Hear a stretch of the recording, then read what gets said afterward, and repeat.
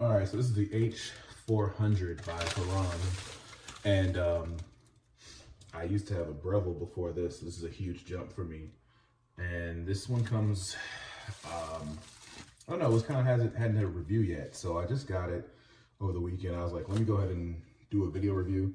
I am not at all a professional video reviewer. That's why my lighting is not where it needs to be. But as you see, it is a Hurom from the name down here. This is the cup that comes with it. It's only 20 ounces. Pretty small cup. And then of course, this is the pusher that comes with it, which I didn't even realize that it actually came with a pusher. It's right over the top, right here. So with my Breville, I never really prepped anything really. I just pretty much threw it all in there, peels and all, and I just let it go. This one here, I was reading it because it's like a $500 juicer that they prefer, I guess, that you actually, you know, peel things and things like that. But for me, that's not why I got it. I didn't get it to actually do all that type of stuff. So I will cut things up a little bit, but not completely like peel them. So this is ginger here I'm gonna throw in there also. So I got some ginger I'm gonna toss in there. I have some lemons cut in half and quarters, I'm gonna toss in there. I got oranges cut in half, little tangerine oranges, tossing in there. Some limes, tossing those in there. But throw a couple more lemons, 2 more quarters in there. As you see, the mouth is pretty big, a big shoot mouth here. Apple, I will cut that in half. You know, pop the top off, pop the stem off, throw that in there.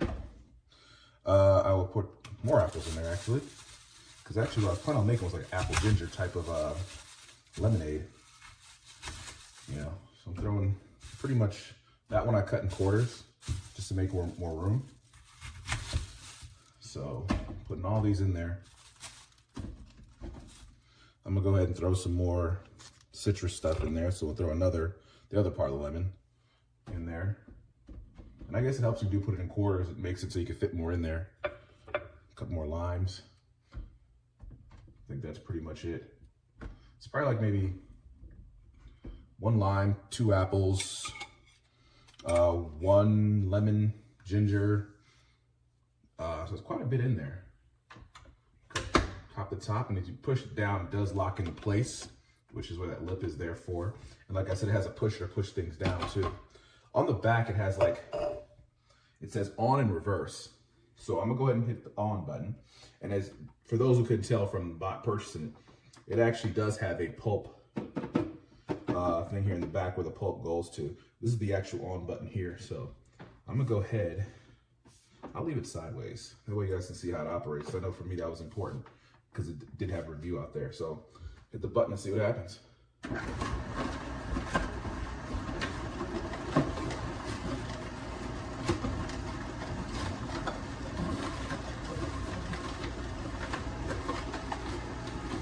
Now this is what they call cold press because, oh, pulp is coming out already.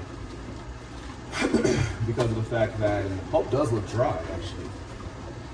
So my Breville, when it spun around, it actually, the strainer that they had inside of it moved so fast that it would heat up the fruit, and then to break it down. This one, what I was more concerned about was the time of how long it would take. It already started making some pulp here already in the back end, and I'll be interested to see what the juice is going to taste like. And I'll show you the inside parts here after it's done juicing, because everyone wants to show you the inside parts before it juices. That's all fun and dandy, but what is it like after it's been, used? That's what you want to see, plus how easy it is to clean. Usually in my Breville, what I used to do is actually put a grocery bag in there so it can capture the pulp, and I can take the pulp out and make it easier to clean, one less step. This was moving fairly at a decent pace. Not as fast as the Breville, because the Breville you throw it in there, it comes right out real fast. But this one's actually moving pretty smoothly. I haven't seen any juice build up yet, obviously, because I have to do that after I open that chute up there, but it's actually almost gone through what was in there already, which is pretty cool. And I don't see any juice build up yet, so I'll let it get through the rest of this here, and maybe I'll throw some more ingredients in there, and then debate. Yeah, the pulp is definitely coming through on this side over here. I don't know if you can see it that good on my video.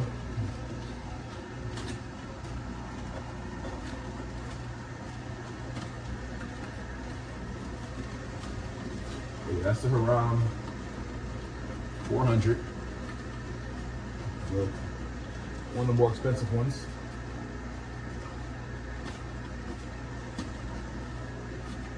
It's almost done there.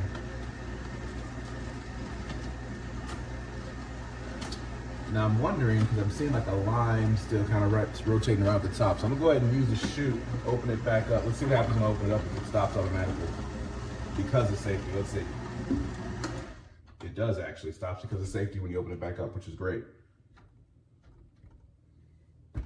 So let's throw some more of my fruit that I had in there. Like I said, I normally don't cut these things up. But it looked like they may have wanted that. And the only reason I will cut them up for this particular video is because I want to see them all fit in there. That was the whole thing, is be able to throw stuff into a juicer and be able to walk away from it. That's the most appealing thing for me, to have a juicer. I can just take all my ingredients in a Ziploc bag, make my juices that I want to make, and just throw them all in there and walk away. Now, I haven't seen any juice load up, but I'm guessing this tank here must have a lot of that, what builds up on it. But I'm gonna go ahead and close it back down, and it started right back up. So we'll go through the rest of this here.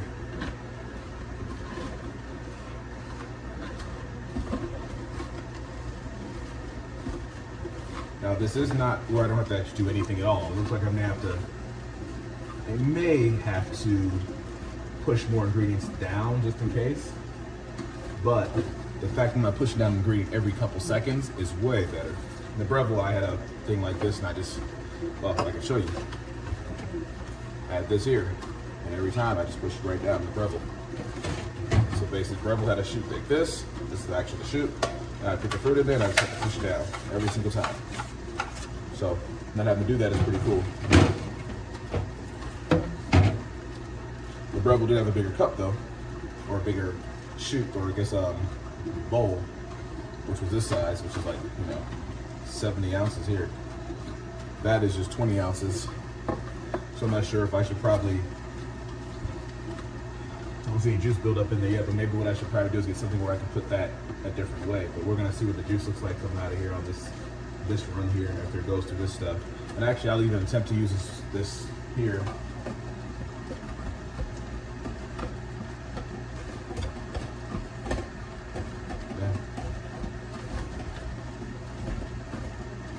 My guess is more with to push the stuff down, I really leave in there.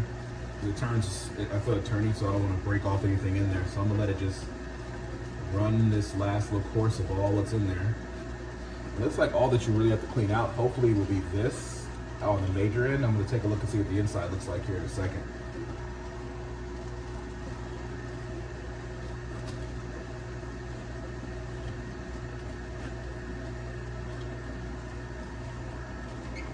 This is filling up pretty good back here.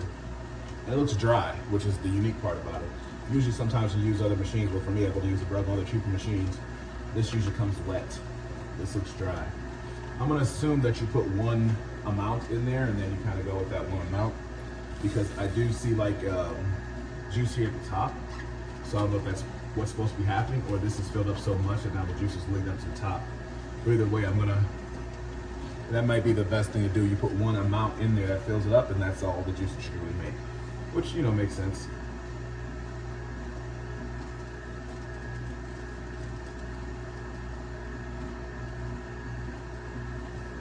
We let some of this juice out, see if there's anything in here to let out. Actually, I'm gonna show you guys on camera, that way you guys can really see it. Oh, there it is.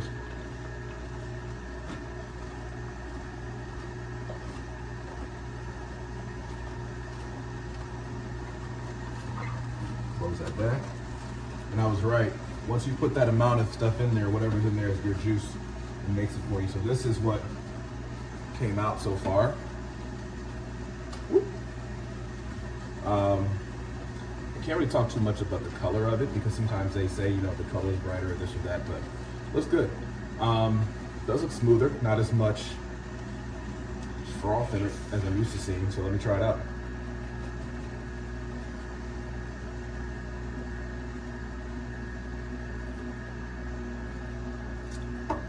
Tastes good now.